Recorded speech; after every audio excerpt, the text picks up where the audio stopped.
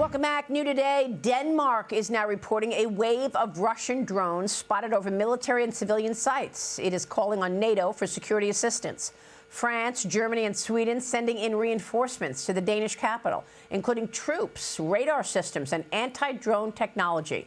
Russia deployed similar incursions over Poland, Romania, and Estonia in recent weeks. Meanwhile, Russia hitting Ukraine with another deadly drone attack over the weekend, launching more than 600 drones at Kyiv. At least 4 people were killed. Dozens others were wounded. Ukraine's President Zelensky now warning other European countries Vladimir Putin is looking for another country to attack. Joining me now from Brussels live is U.S. Ambassador to NATO, Matthew Whitaker. Ambassador, thanks very much for being here. This is getting wider and worse. I spoke with the president of Poland last week when he was in New York, President Karol Nawrocki, and he told me this about the drones he saw over Poland. Watch. Poland shot down Russian drones after Russia's airspace violation. How many drones have you witnessed, and what is your reaction to this? We are talking about 21 drones, so we have no doubt that this action had been planned by the Russian Federation. Surely this was not a mistake. Our eastern border is under the migratory pressure, so we are in the midst of a hybrid war. The Baltic Sea, which joins a couple of European countries, is a place where there are regular provocations carried out by the Russian side. Now, we witnessed the violation of our airspace. So we can say that this is a regular testing of Poland's defensive capabilities and of the whole of NATO. So, Ambassador, what do you want to say about this? Should NATO be responding? Now it's Denmark on top of Poland, Estonia, and Romania.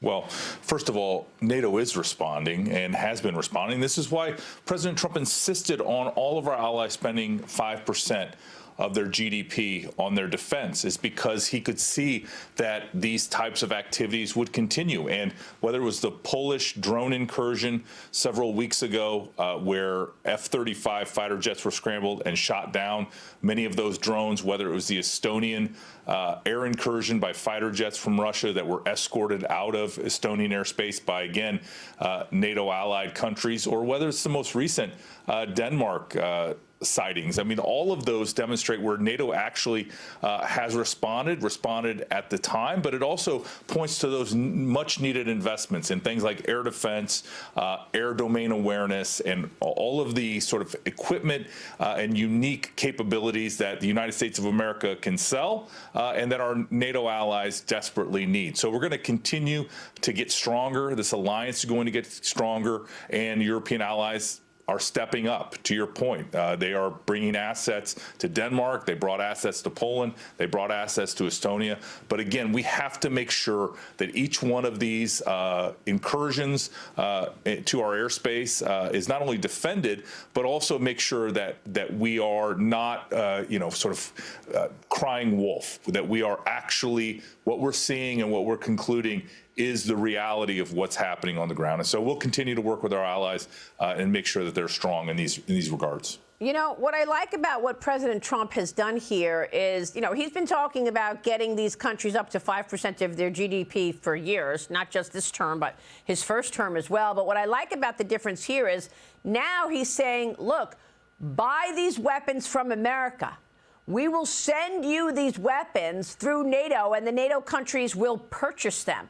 Again, he's ensuring that America is getting something here, not just sending money to Ukraine and sending weapons to Ukraine. He wants European nations to buy weapons, and they have been. I mean, the president of Poland, Nawrocki, told me that he wants more weapons. We're hearing this increasingly from NATO countries. They're right now in the middle of buying more weapons. The same with the Italian foreign minister, who told me the same thing last week, Minister Tajani.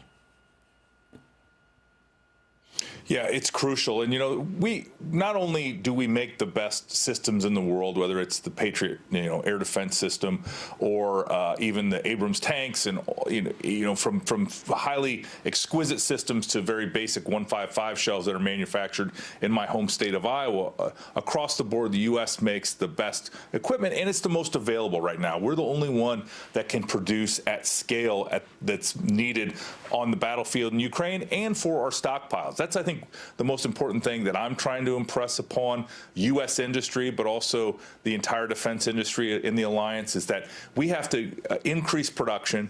We have not only the needs on the battlefield in Ukraine, but our additional future needs, where we need to make sure our stockpiles are deep. And, Joe Biden and his administration let those stockpiles, I think, run too low. And President Trump is committed to making sure we have everything we need, and also we have enough that we can supply to our allies to make sure they have the best available munitions and equipment that they can buy.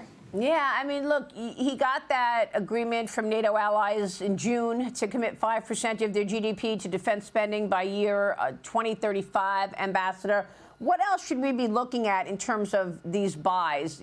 Is it drones? Is it F-35s? What should we be understanding better about how they're getting their defense spending up to 5%? And by the way, I think Poland has been there at 5% for a long time. Yeah, Poland. I was just there in Poland a couple of weeks ago, and they are close to 5%. I mean, they are a model ally. They're exactly investing in the kinds of things that we would expect. I mean, the F-35 is obviously the premier system. It is a battle platform that can, fight from ground to, 50,000 feet in the air. I mean, it is a great system. But, it's also the not sophisticated systems like artillery, tanks, and that are going to be required for the modern battlefield. But you're right, drones, I mean, we're talking about today, your first question, based on primarily drones, drone incursion, drones being used on the battlefield in Ukraine, drones attacking cities in Ukraine. So we need to make sure our counter UAV systems that can hit these drones in midair, Ukraine has figured out a lot of how to do that. And I think we need to take that learning off the battlefield in Ukraine and deploy it to our NATO alliance. And I think that's one of the two-way streets that we have, with the U.S. weapons being sold to our NATO allies, being provided to Ukraine.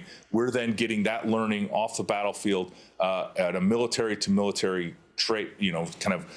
trade-off. And I think that really helps our future ability to fight wars, because it's a different battlefield.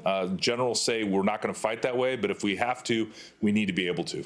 All right. Meanwhile, the United Nations is promising a thorough investigation after President Trump said that there was triple sabotage at last week's General Assembly.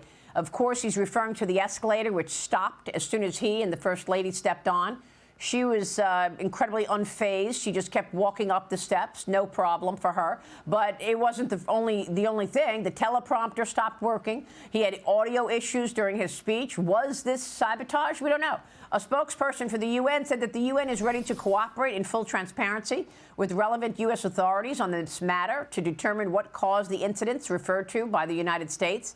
A day earlier, that same spokesperson sent this note to reporters, quote, in an effort to document their arrival, a videographer from the U.S. delegation stepped on the escalator. The escalator had stopped after a built-in safety mechanism on the comb step was triggered at the top of the escalator. The videographer may have inadvertently triggered the safety function described above. So they're blaming a U.S. videographer. The UN also said that the White House took over control of the teleprompter moments before he began, Ambassador. What went on at the UN last week? Well, obviously, President Trump was able to perform even with all these malfunctions. That doesn't seem, if it was just one, that might make some sense. But when you have three things like this, I mean, we do need full transparency. The General Secretary for the UN has suggested that we will have a full investigation and transparency. I mean, the bottom line is that President Trump delivered a strong message to the UN, a message of both U.S. leadership and the fact that there is our two paths you can go down. You can either be with the United States and our allies in the free world, or you can go with China, Iran, Russia, and all of the rogue nations that are trying to undo human freedom and prosperity. So I think the choice is obvious, and President Trump is leading the way. Yeah, I mean, that was some speech he gave at the UN. We're all still talking about it. Matthew Whitaker, always a pleasure to see you. Thank you, sir. Good to see you, Maria. Thank you. All right, NATO Ambassador Matt Whitaker. Stay with us. We'll be right back.